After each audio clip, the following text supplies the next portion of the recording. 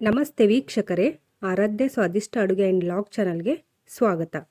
ಹಾಲಿನ ಬಗ್ಗೆ ಕೆಲವೊಂದು ಮಾಹಿತಿಗಳನ್ನು ಇವತ್ತಿನ ವಿಡಿಯೋದಲ್ಲಿ ತಿಳಿದುಕೊಳ್ಳೋಣ ವೀಕ್ಷಕರೇ. ನೀವೇನಾದರೂ ಮೊದಲ ಬಾರಿಗೆ ಈ ವಿಡಿಯೋವನ್ನು ನೋಡ್ತಾ ಇದ್ದರೆ ಸಬ್ಸ್ಕ್ರೈಬ್ ಆಗಿ, ಹಾಗೆ ಇನ್ನಷ್ಟು ಹೆಚ್ಚಿನ ಮಾಹಿತಿಗಾಗಿ ಆಲ್ ಎಂಬ ಬಟನ್ನ ಕ್ಲಿಕ್ ಮಾಡಿ.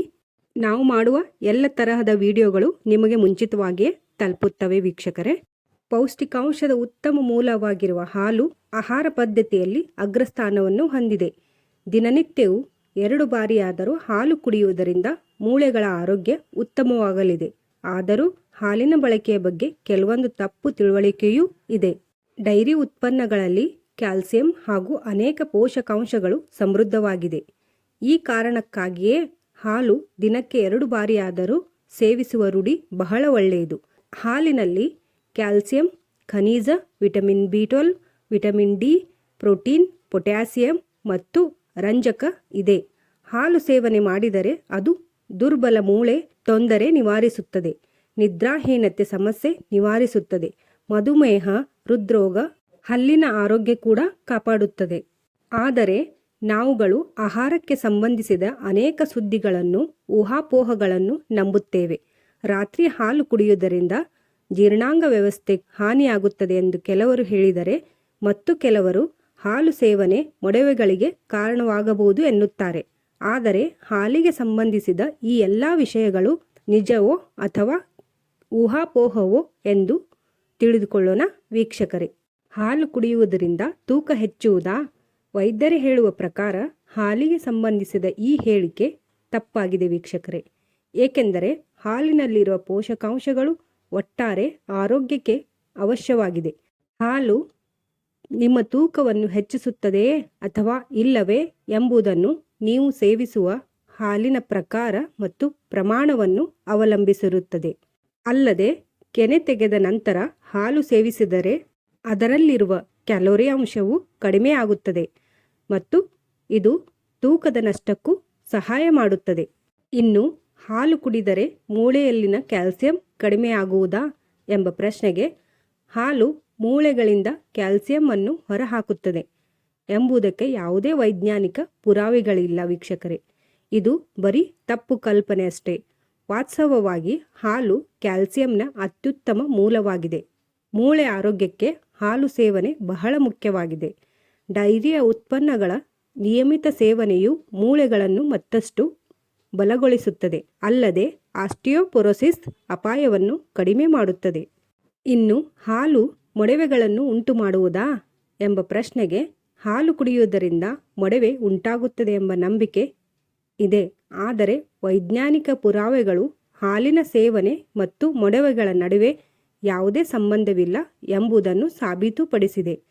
ಜೆನೆಟಿಕ್ಸ್, ಹಾರ್ಮೋನುಗಳು ಮತ್ತು ಒಟ್ಟಾರೆ ಆಹಾರದಂತಹ ಅಂಶಗಳು ಚರ್ಮದ ಆರೋಗ್ಯದಲ್ಲಿ ಹೆಚ್ಚು ಮಹತ್ವ ಪಾತ್ರವನ್ನು ವಹಿಸುತ್ತದೆ ವಿನಃ ಹಾಲಿನಿಂದ ಮೊಡವೆ ಆಗುವುದಿಲ್ಲ.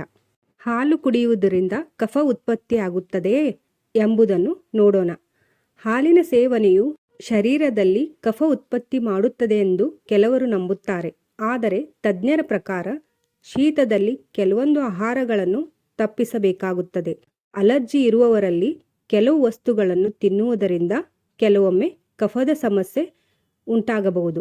ಆದರೆ ಹಾಲು, ಐಸ್ ಕ್ರೀಮ್ ಮತ್ತು ಮೊಸರಿನಂತಹ ಡೈರಿ ಉತ್ಪನ್ನಗಳನ್ನು ತಿನ್ನುವುದರಿಂದ ಶೀತದ ಸಮಸ್ಯೆ ಹೆಚ್ಚಾಗುವುದಿಲ್ಲ, ಕಫ ಉಂಟಾಗುವುದಿಲ್ಲ ಎಂದು ಹೇಳಬಹುದು. ಹಾಲನ್ನು ಅತಿಯಾಗಿ ಕುದಿಸುವುದರಿಂದ ಅದರ ಪೋಷಕಾಂಶಗಳು ನಷ್ಟವಾಗುತ್ತಾ ಎಂಬುದಕ್ಕೆ ಇಲ್ಲಿ ನೋಡೋಣ ವೀಕ್ಷಕರೇ. ಪದೇ ಪದೇ ಹಾಲು ಕುದಿಸುವುದರಿಂದ ಅದರ ಪೋಷಕಾಂಶಗಳು ಕಡಿಮೆ ಆಗುತ್ತವೆ ಎಂದು ಕೆಲವರು ನಂಬುತ್ತಾರೆ. ಹಾಲಿಗೆ ಸಂಬಂಧಿಸಿದ ಈ ಮಾತು ನಿಜವಲ್ಲ.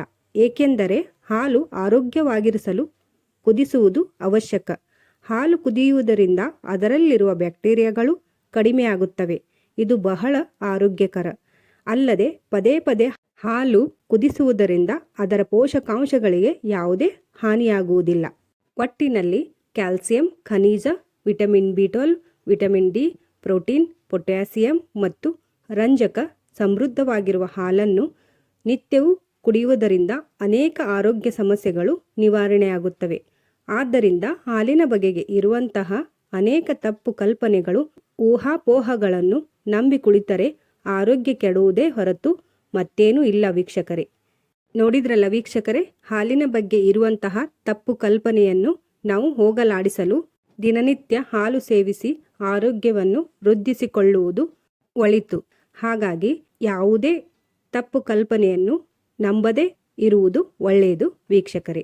ವೀಕ್ಷಕರೇ, ಇಲ್ಲಿಯವರೆಗೆ ಹೇಳಿರುವಂತಹ ಹಾಲಿನ ಬಗೆಗಿನ ಮಾಹಿತಿಯು ನಿಮಗೆ ಉಪಯೋಗವಾಗಿದೆ ಎಂದು ಭಾವಿಸುತ್ತಾ ಈ ವಿಡಿಯೋವನ್ನು ಆದಷ್ಟು ಹೆಚ್ಚು ಜನರಿಗೆ ಹಾಲಿನ ಬಗ್ಗೆ ತಿಳಿದುಕೊಳ್ಳಲು ಶೇರ್ ಮಾಡಿ, ಹಾಗೆ ಕಾಮೆಂಟ್ ಮಾಡಿ, ಹಾಗೆ ನೀವು ಕೂಡ ಲೈಕ್ ಮಾಡಿ, ಸಬ್ಸ್ಕ್ರೈಬ್ ಆಗೋದನ್ನು ಮಾತ್ರ ಮರಿಬೇಡಿ.